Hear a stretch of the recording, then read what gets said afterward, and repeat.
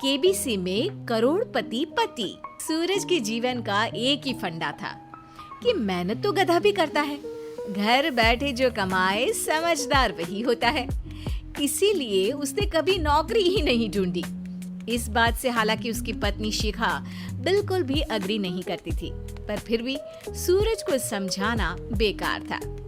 TV में कैसे बनोगे करोड़पति का ऐड देखकर उसे लगा कि बस अब तो घर बैठे ही वो करोड़पति बन सकता है, और उसके पीछे उसने अपने सारे सोर्सेस एक्टिव कर दिए। 2 हफ्ते में उसके कलीग के साले के पड़ोसी के बेटे का सोर्स निकलता है जो कि उसे शो में पहुंचा सकता है, और सूरज उससे मिलने चला जाता है। अच्छा, तो हमें मुकेश जी बता रहे थे कि आप हमें शो में पहुंचा सकते हैं।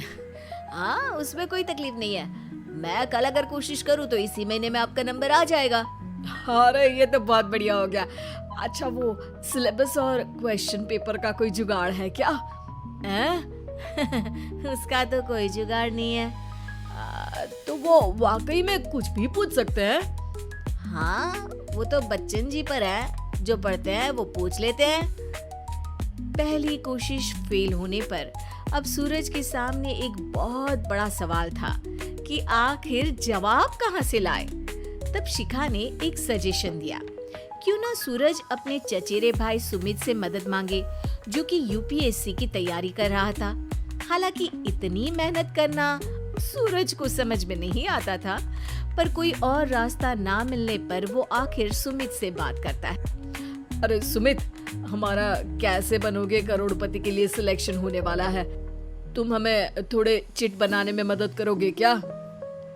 अरे भैया, चिट बनाए तो सालों हो गए, उसमें हमारा एक्सपर्टीज नहीं है, बल्कि आप बोलो तो हम आपकी पढ़ने में जरूर मदद कर सकते हैं।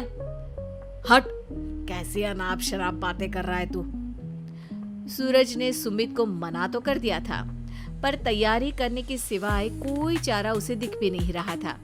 खासकर जब 12 के पेपर लीक करने के एक्सपर्ट शुक्ला जो भी हाथ जोड़ लेते हैं।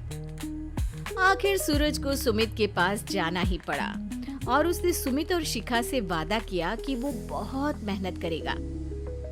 1 महीने की तैयारी के बाद फाइनल हुआ कि शो से 1 हफ्ते पहले एक ट्रायल खेला जाएगा, जहां पर सारे रिश्तेदार ऑडियंस की जगह पर होंगे और शिखा सवाल पूछेगी। दूर दराज से भी रिश्तेदार आकर हाजिर हो गए देखने कि आखिर कैसे बनेगा सुमित करोड़पति।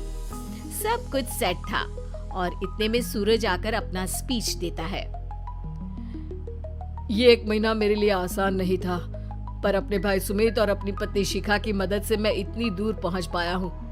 मेरे मम्मी पापा के आशीर्वाद ने भी बहुत साथ दिया है मेरा। मैं उम्मीद करता हूँ कि आज के शो में आप लोगों को बहुत मजा आएगा। साक्षी पहला सवाल पूछती है और पूरे कमरे में सन्नाटा छा जाता है। इंडिया में कितने स्टेट्स हैं? 3, सॉलिड, लिक्विड और गैस। अरे रुकिए, तो ऑप्शंस तो देने दीजिए। इतने में 5वीं कक्षा का चिंटू बोल उठता है। अरे क्या मामा, आप तो पहले सवाल पर ही आउट हो गए। अरे बेटा, पहला सवाल तो ट्रायल होता है ना।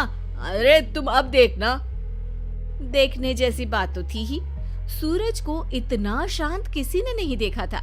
कभी कभी तो लगता था मानो सूरज आंख खोलकर ही सो गया हो।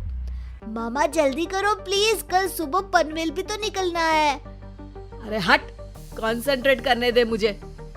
3 सवाल में 3 लाइफलाइन खत्म हो चुकी थी, और अब चौथे सवाल पर भी सूरज का मौन नहीं टूटा। पर सूरज अभी भी हार मानने को तैयार नहीं था।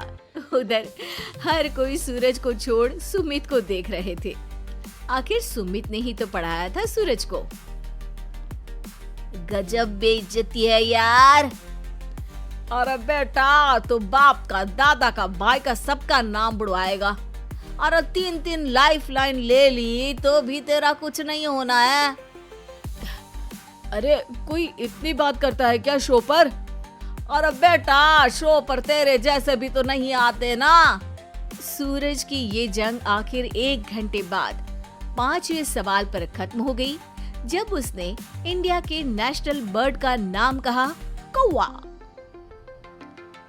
अरे बेटा मजा तो बहुत आया, बस थोड़ा टाइम पर खत्म होता तो आनंद भी आ जाता। ताने बारिश के बूंदों की तरह बरस रहे थे और सूरज को भी समझ आ रहा था कि ये करोड़पति बनना शायद उसके बस के बाहर की बात है। पर वो आखिर ये बात मान कैसे लेता? वो सख्त लौंडा जो ठहरा, उसने सोचा कि बेइज्जती तो हो ही चुकी है, पर अगर मैं हार नहीं मानूं तो शायद कुछ हो सकता है। शिखा तुम देखना, असली शो में आग लगा दूंगा, आग, करोड़पति बनूंगा मैं। हाँ सब्जियां खत्म हो गई है घर पे, ले आओ। पहले पति बन जाओ फिर करोड़पति बनना। अरे गजब बेइज्जती है यार। बेटा अभी तो घर पर ही हुई है, 1 हफ्ते में तो तुम देश के सामने करवा कर आओगे। वैसे जब टीवी पर जाओ ना तो बस अपने मम्मी का ही नाम लेना, ठीक है? कोई पूछे तो बोलना कि पापा नहीं है मेरे। अरे पढ़ाई की, पेपर निकलवाए, इतने सारे लोगों को खाना खिलवाया, क्या फर्क पड़ा? इसीलिए मैं कहता हूँ कि मेहनत तो गधा भी करता है, घर बैठे जो कमाए वही सिकंदर। लेकिन मामा, गधे भी जानते हैं कि हमारा राष्ट्रीय पक्षी मोर है।